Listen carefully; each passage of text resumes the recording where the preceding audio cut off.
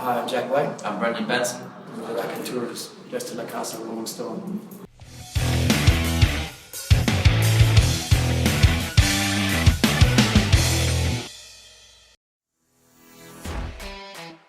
So what we got to play at my favorite place to play in the world is Kane's Ballroom in Tulsa, and we got to play 3 nights there, which they told us nobody had ever sold out 3 nights in Kane's, which I thought was pretty funny. After all, it's been around such a long time. Sex Pistols played there in the '70s, and all the way Bob Wills and all the country acts. It was an amazing dance ballroom, Western swing, iconic place. So we thought it'd be a good place to record live shows and release it to our Vault fans in the Third Man Records Vault, which is a subscription service you sign up to get sort of rare packages of vinyl and music to check to sort of belong to something that has something you can hold in your hands.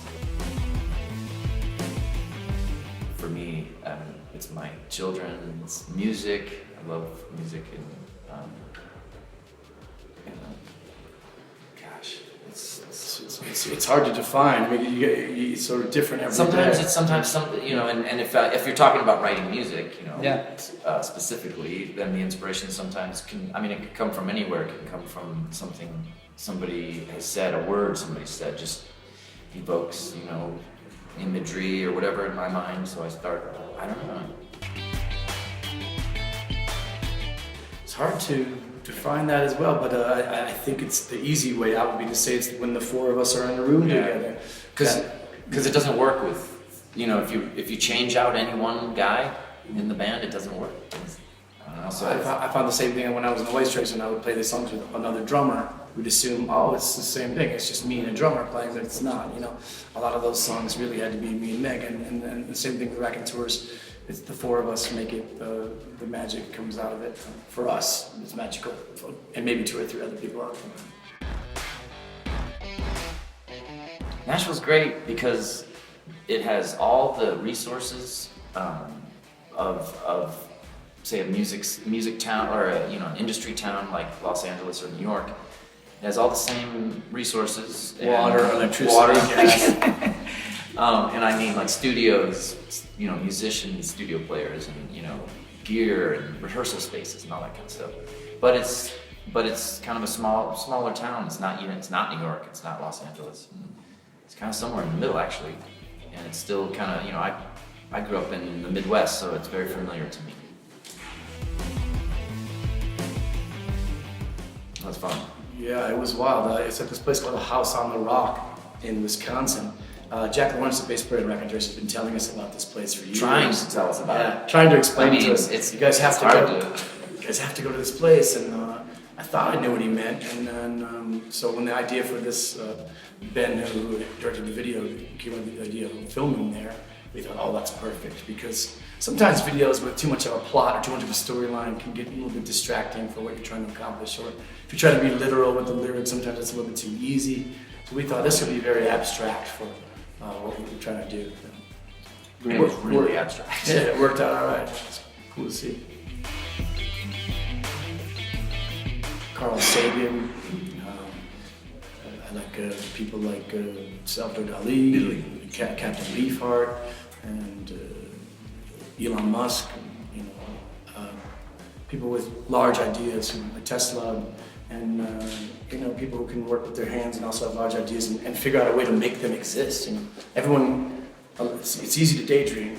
It's harder to daydream something interesting, even harder to daydream something interesting that's actually could help other people, and then to even make it actually exist and happen and work. Wow, those people impress me. It's been like we did 5 continents. I know. I'm trying to think of the word. It's been a whirlwind. It's been a whirlwind tour.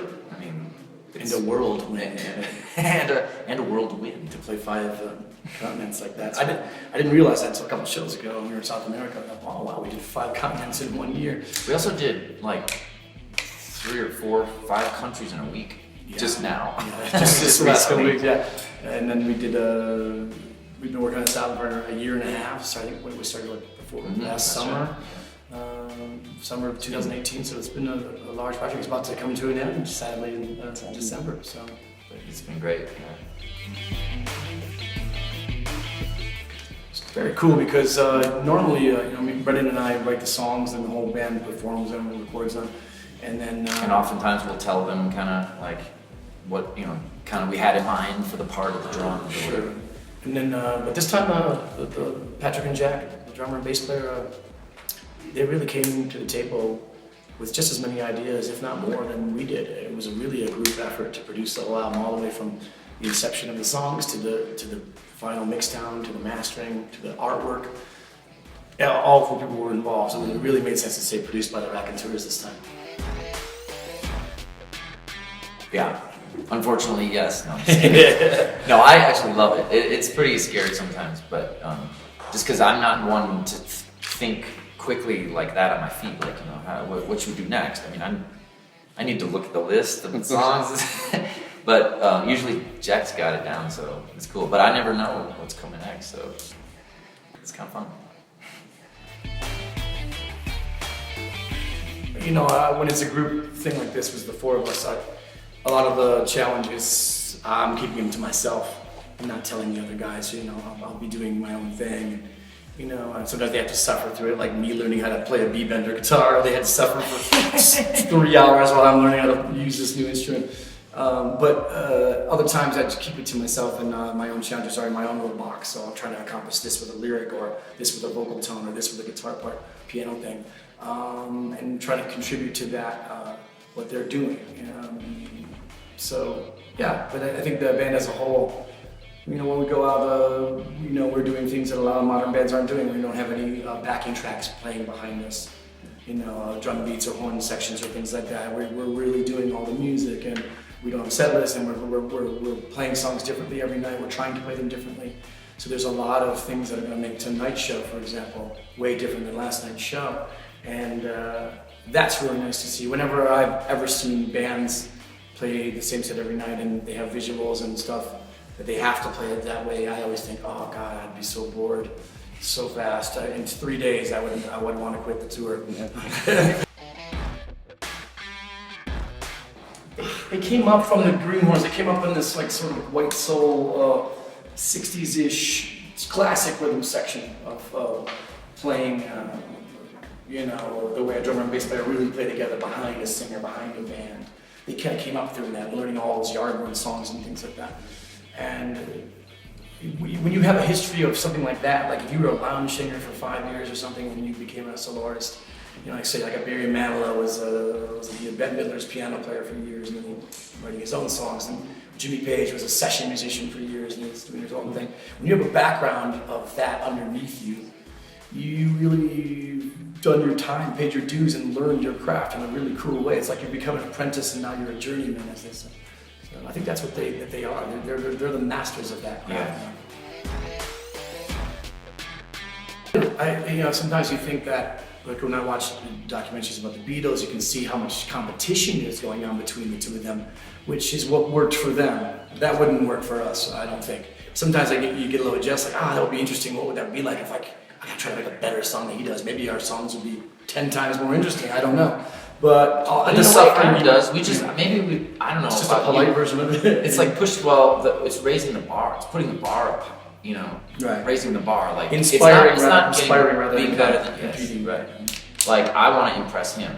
I don't. I like that too because usually it's me writing songs by myself and then performing them myself, which is pretty fun. But it's hard to. There's no reference point there. There's no one to bounce it off of, or to know where the bar is. Like, is this song any good? Yeah.